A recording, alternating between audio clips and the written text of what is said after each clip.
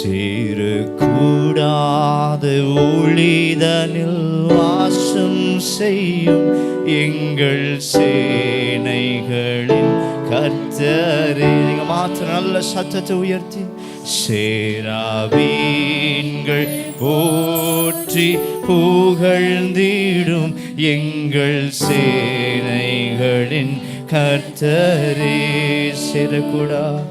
சேரக்கூடாத ஒளிதனில் எங்கள் சேனைகளின் கர்த்தரே. சேராவீன்கள் போற்றி புகழ்ந்திடும் கர்த்தரே. துதிகளுக்குள்ளே வாசம் பண்ணுகிற கர்த்தர்.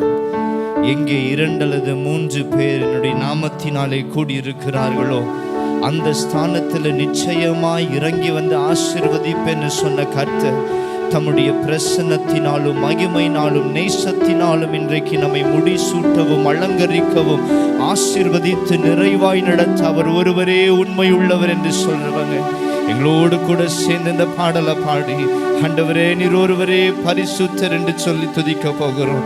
Together, hallelujah.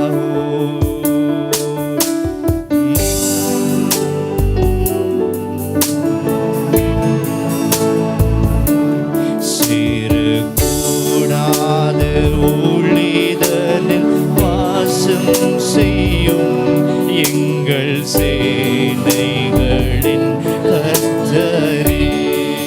சேராவீன்கள் போற்றி புகழ்ந்திடும் எங்கள் சேனைகளின் கர்த்தரே. 2 கையை உயர்த்தி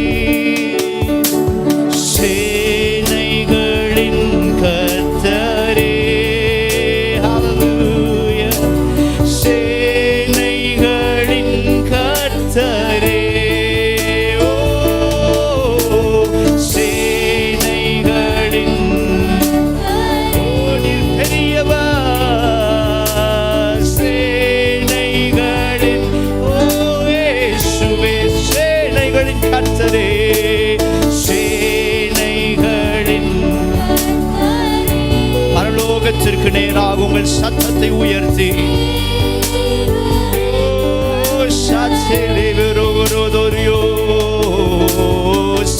சேனைகள்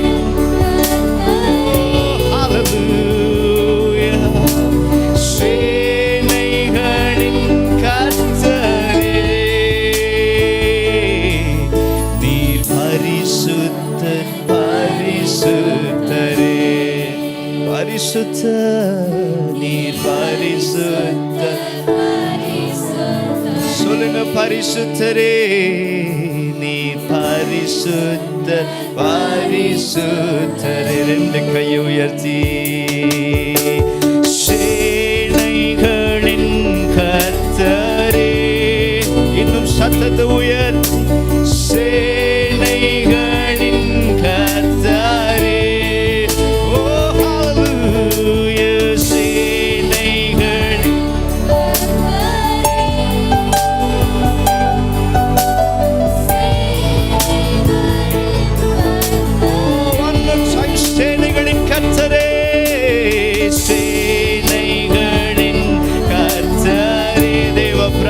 நம்மை நிரப்புவதாக. சேனைகளின் கர்த்தரே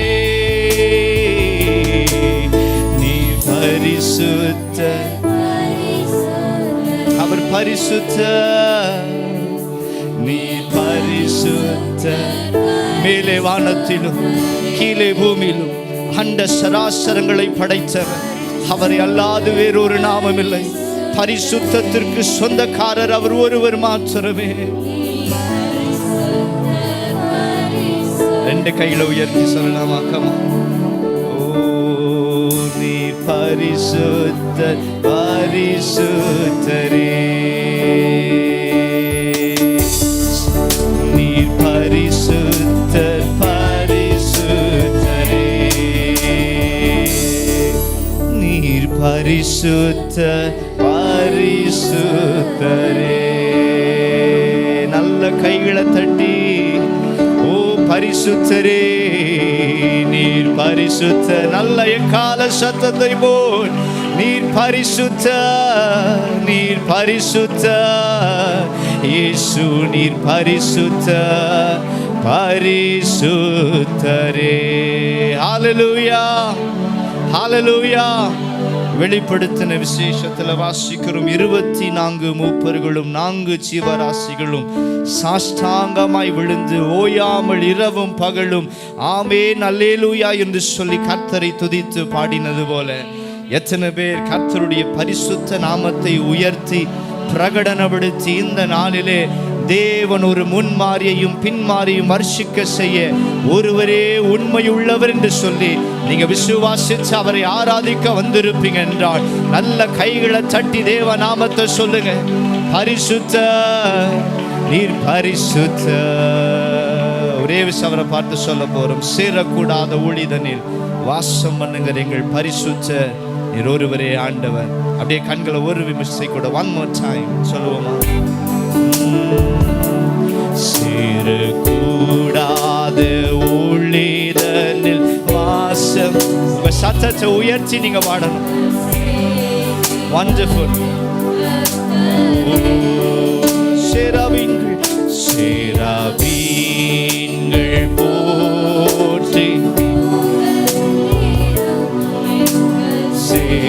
சேனைகளின் கர்த்தரே, சேனைகளின் சேனைகளின் கர்த்தரே. இன்னும் நல்ல பலத்தை கொடுத்து கவான். சேனைகளின் இயேசுவே, சேனைகளின் சேனைகளின் சேனைகளின் கர்த்தரே. ரெண்டு கையை உயர்த்தி பரிசுத்த பரிசுத்த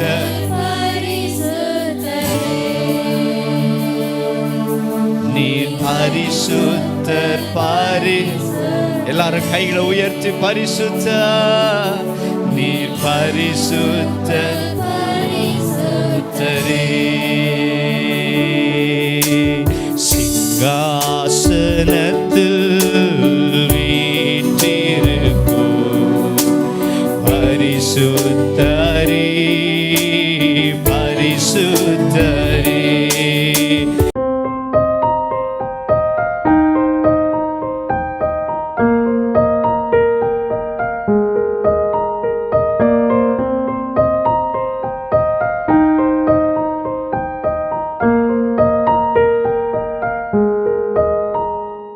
ஒரு மனிதனை எது பெரிய மனிதனாக மாற்றுகிறது என்று உங்களுக்கு தெரியுமா? ஒரு மனிதனை பெரியவனாக்குகிற ஒரு காரியம். ஒருவேளை உங்கள்கிட்ட கேட்டால் நீங்கள் சொல்லுவீங்க, பிடெக் ஒரு மனிதனை பெரியவனாக்குகிறது என்று சொல்லுவீர்கள். நல்ல படிப்பு. சென்னையில் பல் டாக்டருக்கு படிச்சுட்டு 10,000 rupees வேலைக்கு போயிட்டுருக்கிறா ஒரு பொண்ணு. என்ன முடிச்சிருக்கிறா? பல் டாக்டர் வேலையை முடிச்சுட்டு 10,000 சம்பளத்துக்கு வேலைக்கு போயிட்டுருக்கிறா. பிடெக் முடித்தவன் 10,000 சம்பளத்துக்கு போயிட்டுருக்கிறான். நான் சொல்கிறேன், இந்த ஊழியக்காரர் 7ஆம் கிளாஸ் படிச்சிருக்கிறாரு. இவர் ஒரு மாதத்துக்கு கர்த்தர் இவரை ஆசீர்வதிக்கிற காரியம் என்னன்னா, இவர் லட்சங்களிலே கர்த்தர் இவரை ஆசீர்வதித்து கொண்டிருக்கிறார். ஆகவே ஒரு மனிதனை படிப்பு ஒரு நாளும் பெரிய ஆளாய் மாற்றவே முடியாது. உன் படிப்பு உன்னோட மண்ணுக்குள்ளே போயிடும். நான் போனாலும் என் கிரியை மேலே பேசி கொண்டிருக்கும்.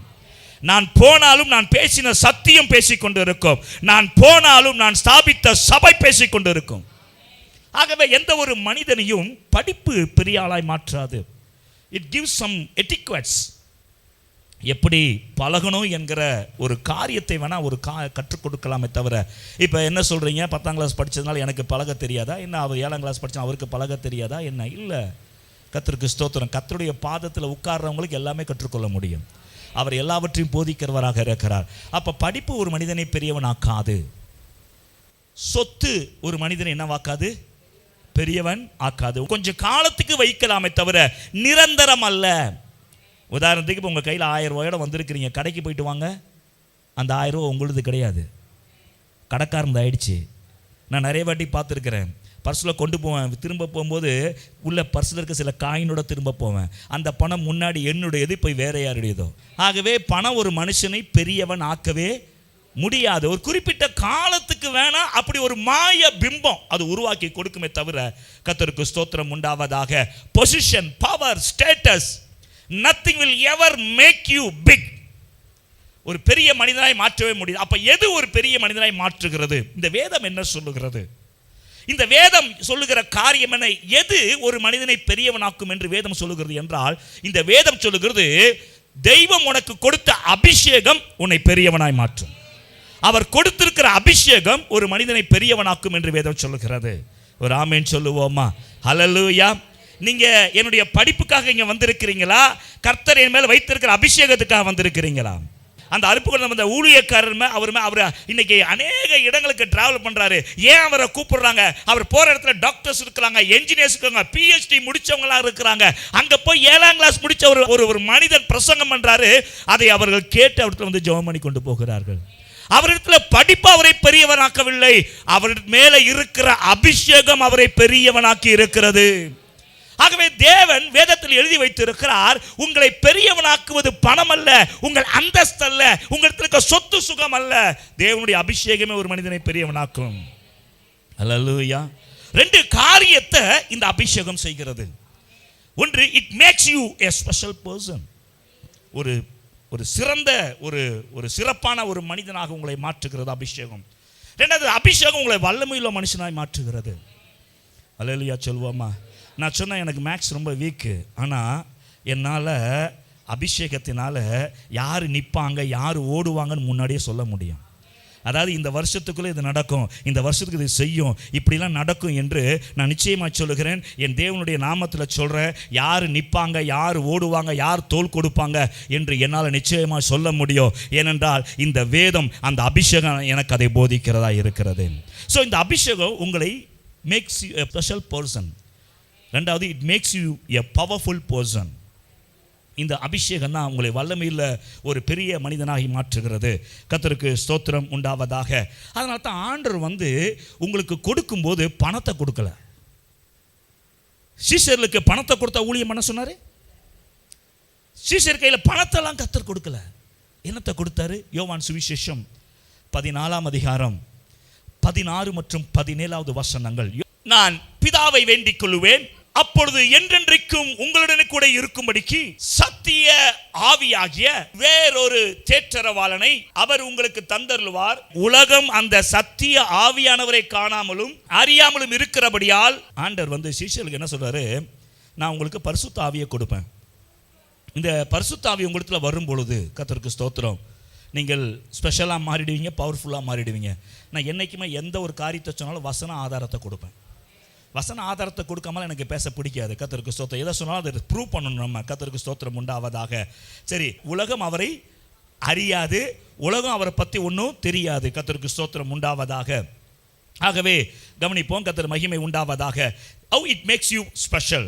இந்த 14, 16 அந்த பின்னாடி இன்னும் கொஞ்சம் செய்தியின் முடிவில், ஒருவேளை செய்தி இன்னைக்கு முடித்தா இன்னைக்கு கற்றுக் கொடுக்குறேன், இல்லைனா அடுத்த வாரம் முடிச்சேன்னா அடுத்த வாரம் கற்றுக் கொடுக்குறேன்.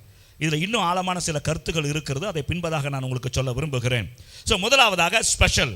நீங்கள் வந்து ரொம்ப ஸ்பெஷலாக மாறிடுறீங்க. அதுக்கு ஆதாரமாக எடுத்துக்கொள்ளுங்க அப்போஸ்தலர் நடபடிகள் 4ஆம் அதிகாரத்தில் 13வது வசனத்தையும் 16வது வசனத்தையும். பேதுருவும் யோவானும் பேசுகிற தைரியத்தை அவர்கள் கண்டு, அவர்கள் படிப்பறியாதவர்கள் என்றும் பேதைமை உள்ளவர்கள் என்றும் அறிந்தபடியினால் ஆச்சரியப்பட்டு, அவர்கள் இயேசுவுடனே கூட இருந்தவர்கள் என்றும் அறிந்து கொண்டார்கள். இப்ப இங்க பேதுரு பத்தி என்ன சொல்றாங்க? படிப்பு அறிவு. எங்கேயாவது பிடெக் படிச்சிருக்காங்க போட்டிருக்குதா? வேற தே என்ஜினியர்ஸ்? நோ, அவருக்கு என்ஜினியர் கிடையாது. வேற தே டாக்டர்ஸ்? இல்ல, டாக்டர் கிடையாது, என்ஜினியர் கிடையாது. படிப்பு அறிவு இல்லாதவர்களும் பேதமை உள்ளவர்களும் என்று அறிந்து. 16வது வசனம் சொல்லுகிறது, என்ன செய்யலாம் இவர்களை, என்னப்பா செய்யறது இவங்களை என்று சொல்லி யோசிக்கிறார்கள். நான் சொல்றேன், நீங்க படித்தாலும் படிக்காட்டியும், நீங்கள் பேதமை உள்ளவர்களாக இருந்தாலும், உங்க மேல தெய்வம் கொடுக்கிற அந்த அபிஷேகம், அந்த பரிசுத்த ஆவியானவருடைய அபிஷேகம் உங்களை சிறந்த மனிதர்களாக, தெரிந்து கொள்ளப்பட்ட மனிதர்களாக, வெற்றியுள்ள மனிதர்களாக மாற்றுகிறது என்பதை நீங்கள் ஒரு நாள் மறக்கக்கூடாது. ஆகவே இந்த அபிஷேகம், நம்ம மேல இருக்கிற அபிஷேகம், இட் மேக்ஸ் அஸ் ஸ்பெஷல். அருமையான தேவனுடைய பிள்ளைகளே, அப்ப அபிஷேகம் என்னை ஸ்பெஷலா மாத்துகிறது. இருக்கிறீங்களா?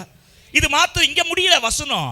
அபிஷேகம் என்னை வல்லமையுள்ள மனுஷனாய் மாற்றுகிறது. அதுக்கு ஒரு ஆதாரத்தை வாசிக்கலாம். இப்போ அந்த 16 வசனம் வாசிங்கன்னா, அங்க அபிஷேகம் வெளிப்படுகிறது. இவங்களால ஒண்ணுமே செய்ய முடியல.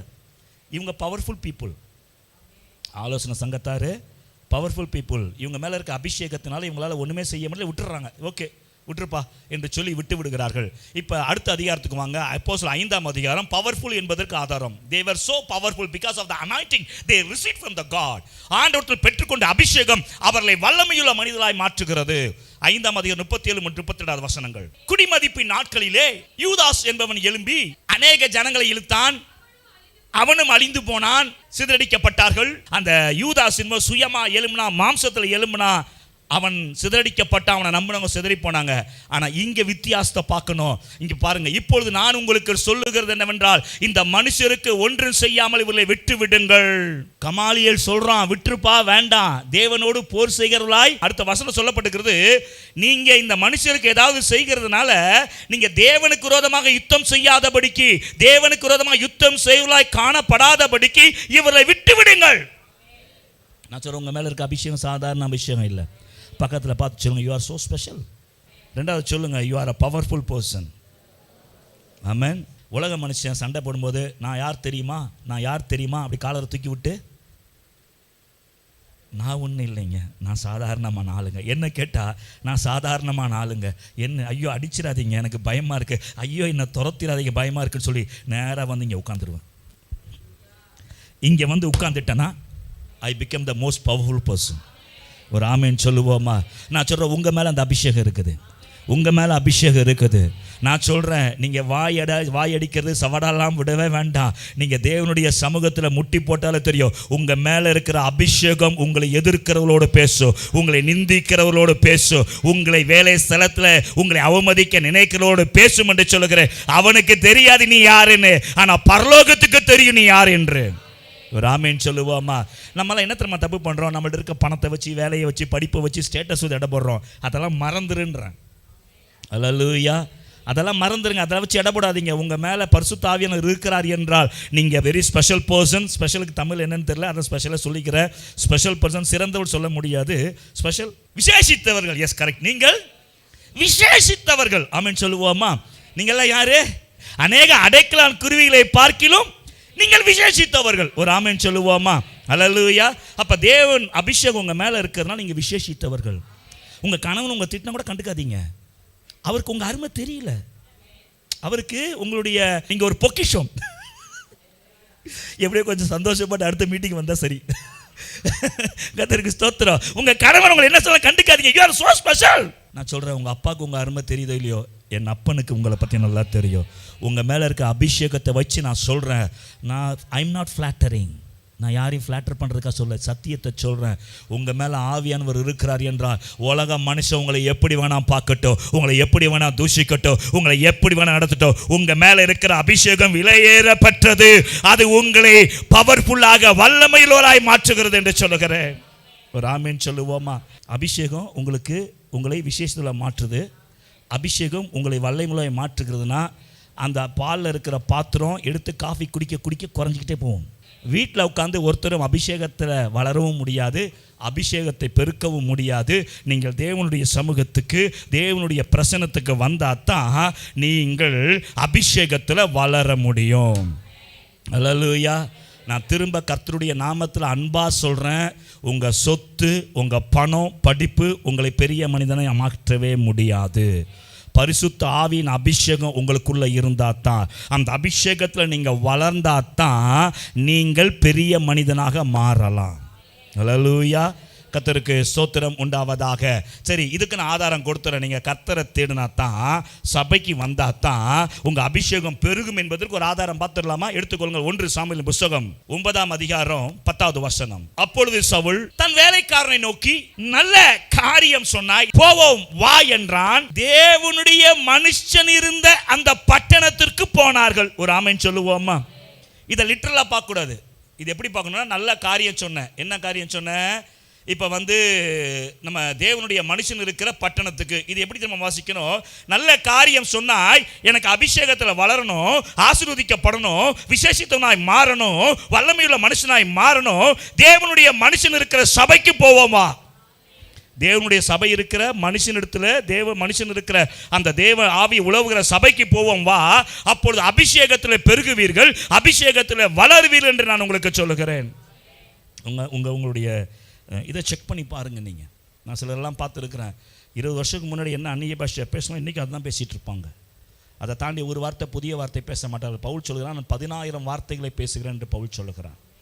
அல்லேலூயா, கர்த்தருக்கு ஸ்தோத்திரம். அப்போ எப்படி வார்த்தை வரும், எப்படி வார்த்தையில் வளர முடியும்? தேவனுடைய சமூகத்தில் பிரசன்னத்தில் வந்து நிற்கும் பொழுது தான் அபிஷேகம் பெருகும், புதிய வார்த்தைகளை பேச முடியும். நீங்கள் ஆராதனையை தேவனுடைய சமூகத்தை எவ்வளோக்கெவ்வளோ மிஸ் பண்ணுறீங்களோ அவ்வளோக்கெவ்வளோ உங்கள் மேலே இருக்க அபிஷேகம் குறைஞ்சிக்கிட்டே போவோம், அவ்வளோக்கவ்வளோ உங்கள் மேலே இருக்க அந்த விசேஷித்த தன்மை குறைஞ்சிக்கிட்டே போவோம், அவ்வளோக்கு அவ்வளவு உங்கள் மேலே இருக்கிற வல்லமை குறைந்து கொண்டே போகும். அல்லேலூயா சொல்லுவோமா? இப்போ சிலருக்கெல்லாம் தெரியாது நம்ம வந்து எவ்வளோ விசேஷித்தவர்கள், எவ்வளோ வல்லமை உங்களுக்கு தெரியாது. அது நான் சொல்கிறேன், இன்றைக்கி நான் சொல்கிறேன், உங்களை அருமை உங்களுக்கு தெரியாது, ஆனால் உங்களை பார்க்கிறவர்களுக்கு உங்கள் அருமை தெரியும். உங்களுக்குள்ள ஆவியானவர் இருக்கிறார்னா நீங்கள் விசேஷித்தவர்கள், உங்களுக்குள்ள ஆவியானவருக்கு நீங்கள் வல்லமையுள்ள மனிதர்கள். இப்போ பாருங்கள், இந்த சவுல் என்ன பண்ணுறான்? சபையை தேடி வரான். தேவனுடைய மனுஷன் தான் சபை. கர்த்தர் அவங்கள தான் பேசுகிறாரு. சாமுவேல் கர்த்தருடைய தீர்க்கதரிசி என்று தான் முதல் பெயர் சபா வரைக்கும் தெரியும், எல்லாருக்கும் தெரியும். அப்போ அவன் சபை கர்த்தருடைய வார்த்தை சொல்லுகிறவன். அப்போ கர்த்தருடைய வார்த்தை இருக்கிற இடத்துக்கு வருகிறான். கர்த்தருடைய வார்த்தை இருக்கிற இடத்துக்கு வந்தவன் அபிஷேகத்தை பெற்றுக்கொள்கிறான். இந்த அபிஷேகம் என்ன பண்ணுறது? நேரம் இல்லை, நான் சொல்லிடுறேன். 1 சாமுவேல் 10ஆம் அதிகாரம் 10வது மற்றும் 11வது வசனங்களை என்னை கவனித்தீர்கள் என்றால், அவன் மேலே பரிசுத்த ஆவியானவர் இறங்கினார். அவன் தீர்க்க தரிசனம் சொல்லி வேறே மனுஷனாய் மாறுகிறான். அல்லேலூயா. கீசின் குமாரனுக்கு வந்தது என்ன? இவனும் தீர்க்க தரிசிகளில் ஒருவனோ என்று பார்க்கிறவர்கள் சொல்லும்படியாக ஒரு வித்தியாசத்தை கர்த்தர் உண்டு பண்றார். ஆகவே நான் சொல்கிறேன், சபைக்கு தேவனுடைய மனுஷனிடத்தில் நீங்கள் வரும்பொழுது அவன் மேல் இருக்கிற அபிஷேகம், சபையில் இருக்கிற அந்த அபிஷேகம் உங்கள் மேலே இறங்கும் பொழுது நீங்கள் விசேஷித்தவர்களாய் மாறி வேறே மனுஷனாய் மாறி வல்லமையுள்ள பாத்திரங்களாக கர்த்தரை எடுத்து உங்களை பயன்படுத்த முடியும். ஒரு ஆமென் சொல்லுவோமா? ஹல்லேலூயா, கர்த்தருக்கு ஸ்தோத்திரம். இது that made Saul a special person. கீசின் குமாரனுக்கு வந்தது என்ன? அவன் தீர்க்கதரிசி ஒருவனோ என்று சொல்லி ஆச்சரியப்பட்டார்கள். இப்போ பவர்ஃபுல், எப்படி பவர்ஃபுல்லாக மாறுறான் பாருங்க. 1 சாமுவேல் 11ஆம் அதிகாரத்தில் 6வது 7வது வசனம், தேவனுடைய ஆவியானவர் மேல் இறங்கினார். அந்த அதிகாரத்தில் 1 சாமுவேல் 11ஆம் அதிகாரம் 11ஆம் வசனத்தில் கடைசி வார்த்தை, ஜனங்கள் புறப்பட்டு வந்தார்கள். யுத்தத்துக்கு ஜனங்கள் எப்போ புறப்பட்டு வந்தாங்க? ஆவியானவர் மேலே இறங்கின உடனே அவன் சொன்ன செய்தியை கேட்டால் அவங்களுக்கு பயம் வந்தது. அவர்கள் பயந்து இறங்கி வந்தார்கள், புறப்பட்டு வந்தார்கள். கர்த்தருக்கு ஸ்தோத்திரம் உண்டாவதாக. அப்போ அபிஷேகம் உங்களை விசேஷித்தவர்களாய் மாற்றும். அபிஷேகம் உங்களுக்கு தெரியாது, நீங்கள் விசேஷத்தில் உங்களுக்கு தெரியாது, ஆனால் உங்களை விசேஷத்திலாய் மற்றொரு பார்வையை மாற்றுகிற ஒருவர் இருக்கிறார். அவருடைய பெயர் இயேசு. அவர் தம்முடைய ஆவியானவர் உங்களுக்கு கொடுத்திருக்கிறார். நான் உண்மையை சொல்கிறேன், கர்த்தருடைய நாமத்தில் சொல்கிறேன், எனக்கு தெய்வம் கொடுத்த வார்த்தையை நான் சொல்கிறேன். நீங்கள் நிச்சயமாகவே விசேஷித்தவர்கள். உங்கள் பணம் அதை தீர்மானிக்கிறதல்ல, உங்கள் வேலை அதை தீர்மானிப்பது கிடையாது. உங்கள் மேலே என் தெய்வமாகிய இயேசு கொடுத்திருக்கிற அபிஷேகம் அதை தீர்மானிக்கிறது. நீங்கள் விசேஷித்தவர்கள். அல்லேலூயா. நாம நிறைய பேர் பலவீன பாத்திரம், பலவீன பாண்டோன்றாங்க. எதில் பலவீன பாண்டம் நிறைய பேருக்கு தெரியல. ஆமென். அன்புக்கு ஏங்குவதில் பலவீன பாண்டம். ஆனால் சண்டை வந்துடுச்சுன்னா அவ்வளோதான். உங்களை கேட்டு பாருங்க, வெளியே சொல்ல மாட்டாங்களே, திருப்புறது ரொம்ப கஷ்டம். இதுவா பலவீன பாண்டம்? இருக்கிறீங்களா? ஆகவே தேவனுடைய பிள்ளைகளை நான் சொல்லுகிறேன், கர்த்தருக்கு மகிமை உண்டாவதாக. சபை ஆராதனை, தேவ பிரசனம், தேவ அபிஷேகம், தேவனுடைய வார்த்தை உங்கள் அபிஷேகத்தை பெருக பண்ணும். ஒரு ஆமென் சொல்லுவோமா? சபை மக்கள் அதை வாஞ்சிக்கணும். கர்த்தருக்கு ஸ்தோத்திரம். உங்கள் மேலே இருக்க அபிஷேகத்தை நீங்கள் விசேஷித்தவர்கள் என்றும் நீங்கள் நல்ல வல்லமை உள்ளவர்கள் என்பதை உலக மனுஷன் புரிஞ்சுக்கணும். தயவுசெய்து எதிர்பார்க்காதீங்க. உலக மனுஷன் தன்னுடைய பார்வையில் தான் பார்ப்பான். ஓ, உனக்கு படிப்பு இல்லையே, அப்படி தான் பார்ப்பான். புரியுதா உங்களுக்கு? ஓ நீங்கள் அழகாக இல்லையே அப்படி தான் பார்ப்பான். ஏர் ஹோஸ்டஸ் போஸ்ட்டுக்கு போகிறீங்க, இல்லை அதுக்குரிய தகுதி உங்கள்கிட்ட இல்லைன்னுவான். உங்களுக்கு புரியுறதுக்காக சொல்கிறேன் நான். உலக மனுஷன் தன்னுடைய பார்வையில் எதுவும் அதை வச்சு எடை போடுவான். அதனால் உங்கள் அபிஷேகத்தை நீங்கள் விசேஷித்தவர்கள் என்றும் உங்கள் மேலே ஒரு வல்லமை இருக்கிறது என்பதை உலக மனுஷன் அல்லது ரட்சிக்கப்படாத கணவன் ரட்சிக்கப்படாத குடும்பத்தார் புரிந்து கொள்ள வேண்டும் என்று ஒரு நாள் ஒரு காலம் எதிர்பார்க்காதீங்க. அல்லேலூயா. இதுக்கு வசன ஆதாரம் இருக்குதா? எஸ், இதுக்கு வசன ஆதாரம் இருக்குது. கர்த்தருக்கு ஸ்தோத்திரம் உண்டாவதாக. ஆகவே தேவனுடைய அபிஷேகத்தில் நீங்கள் விசேஷத்தோட வல்லமுள்ள மாறணும்னா சபையை கூடுவதை விடக்கூடாது, தேவனுடைய மனுஷனை விடக்கூடாது. அவன் வாயிலிருந்து புறப்படுகிற வார்த்தைகளை பிடித்து கொள்ள வேண்டும். நீங்கள் இருக்கிறீங்களா? சரி, ஆண்டவர் அறியாதுன்னு சொன்னாலும் புரியாதுன்னு சொன்னாலும் எடுத்துக்கொள்ளுங்க. ஒரு வசனத்தை வாசிங்க. 1 கொரிந்தியர் 2ஆம் அதிகாரம் 11வது மற்றும் 14வது வசனம். மனுஷனுள்ள ஆவியை அன்றி வேறொன்று மனுஷனுக்குரியதை அறியாது, அப்படியே தேவனுடைய ஆவியை அன்றி ஒருவனும் தேவனுக்கு உரியவளை அறிய மாட்டான். அப்ப எனக்கு ஆவியான அபிஷேகம் கொடுக்கப்பட்டிருக்குது. எதுக்கு தெரியுமா? தேவனுடைய காரியங்களை அறிந்து கொள்ளும்படி. நான் சொல்றேன், தேவனுடைய காரியங்களை வீட்டில இருந்து கத்துக்கலாமா, சபைக்கு வந்து கத்துக்கலாமா? சபைக்கு வந்து வார வாரம் சத்தியம் பிரசங்கிக்கப்படுகிறது. அந்த சத்தியத்தில் என் பிள்ளைங்க நல்லா இருக்கணும், என் குடும்பம் நல்லா இருக்கணும், நான் என்ன செய்ய வேண்டும் என்கிற சத்தியம் வீட்டில் உட்கார்ந்தா தெரியாது. அந்த அபிஷேகத்தை பெற்றுக்கொள்ள கர்த்தருடைய வார்த்தையை கேட்க சபைக்கு வரணும். ஒரு அல்லேலூயா சொல்லுங்களேன். கர்த்தர் மகிமைப்படுவாராக. ஆகவே தேவனுக்குரியவைகளை தேவன் என்னை வச்சு என்ன செய்ய நினைக்கிறாரு, என் வாழ்க்கையில் என்ன செய்ய நினைக்கிறேன். நான் சொல்றேன், உங்களை குறித்து தேவன் வைத்திருக்கிற திட்டங்கள் நல்ல திட்டங்கள். பக்கத்தில் பார்த்து வச்சுக்கோங்க, உங்களை குறித்து தேவன் அருமையான திட்டங்களை வச்சிருக்கிறார். நான் உண்மையை சொல்கிறேன், நான் கர்த்தருடைய நாமத்தில் சாட்சியாக சொல்கிறேன். ஒருவேளை உங்கள் யாராவது இங்கே வாழ்க்கையில் ரொம்ப தாழ்வு மனப்பான்மையோட என் வாழ்க்கையிலலாம் ஒன்றும் சாதிக்க முடியாது, எனக்கெல்லாம் ஒன்றும் தெரியாது நினச்சிங்கன்னா உங்கள் கூட நான் பேசுகிறேன். தேவன் உங்களை குறித்து விசேஷித்த திட்டங்களை வைத்திருக்கிறார். ஏன்னா உங்கள் மேலே இருக்கிற அபிஷேகம் சாதாரணமானது அல்ல. ஒரு ஆமேன் சொல்லுவோம் பார்க்கலாமா? அப்போ இந்த அபிஷேகம் அதை என் கணவன் ரட்சிக்கப்படாத கணவன் புரிந்து கொள்ள முடியாது, ரட்சிக்கப்பட என் குடும்பத்தார் புரிந்து கொள்ள முடியாது, ரட்சிக்கப்படாத என் உறவினர்கள் புரிந்து கொள்ள முடியாது. என் மேலே பரிசுத்த ஆவியானவர் தங்கி இருக்கிறார். அதை தேவனுடைய மனுஷனை அன்றி வேறு ஒருவரும் புரிந்து கொள்ள முடியாது. உங்கள் மேலே இருக்கிற அபிஷேகத்தை நீங்கள் விசேஷித்துள் என்பதை சபையில் இருக்கிறவங்க தான் புரிஞ்சுப்பான், வேற யாரும் புரிஞ்சுக்க முடியாது. ஒரு ஆமேன் சொல்லுவோமா? ஆகவே ரட்சிக்கப்படாத கணவனோ ரட்சிக்கப்படாத மனைவியோ அல்லது பிள்ளைகளோ பெற்றோர்களோ உங்களை குறித்து பைத்தியம் உனக்கு வேற வேலையில் எப்போ பார்த்தா சர்ச்சை ஆகலைன்னா அவன் மனுஷனுக்குரியது தான் பார்ப்பான். இதுதான் உலக மனிதனுடைய ஆவி. நம்முடைய ஆவின்னு தெரியுமா? அதிகாலையில் எழுந்து நம்ம ரெடியாகி வரணும். இதுதான் மனுஷனுடைய தேவனுடைய ஆவி மனுஷன் அவன். நான் அப்படி தான் எதிர்பார்க்குறேன் உங்கள்கிட்ட. ஆமாம், நீங்கள் அதை புரிந்து கொள்ள வேண்டும். உங்களுக்கு மேலே அபிஷேகம் தான், அதை நீங்கள் புரிஞ்சுக்குப்பீங்க. உங்கள் மேலே அபிஷேகம் இருந்தால் நான் எதிர்பார்க்கறத, ஏன்னா உங்களுக்குள்ள தேவ ஆவி இருந்தா புரிஞ்சுப்பீங்க. எப்படி செக் வைக்கிறேன் பார்த்தீங்களா? அல்ல, உங்களுக்குள்ள அபிஷேகம் இருந்தா நான் எதிர்பார்ப்பது உங்களுக்கு புரியும். உங்களுக்குள்ள தேவ ஆவி இல்லை மனுஷ ஆவி இருக்குன்னா நான் எதிர்பார்ப்பதை உங்களால் புரிந்து கொள்ளவே முடியாது. ஒரு ஆமேன் சொல்லுவோமா? கர்த்தருக்கு ஸ்தோத்திரம் உண்டாவதாக. ஆகவே மனிதர்கள் அதை புரிந்து கொள்ளணும்னு யோசிக்காதீங்க. இந்த அபிஷேகம் எதுக்கு தெரியுமா? என்னை கர்த்தருடைய பாதையில் நடத்துறதுக்கு. இந்த அபிஷேகம் எதுக்கு தெரியுமா? நான் பல மாதிரி சொல்லியிருக்கேன், மறுரூபம் ஆக்குறதுக்கு அபிஷேகம் வேணும். இயேசு இப்போ திடீர்னு வந்துட்டா வச்சுக்கோங்க, அபிஷேகம் இல்லை பரிசுத்த அவங்க மேலே எல்லாம் நீங்கள் மறுரூபம் ஆக முடியாது. ஆகவே அந்த அபிஷேகம் மறுரூபம் ஆக்க எனக்கு தேவை.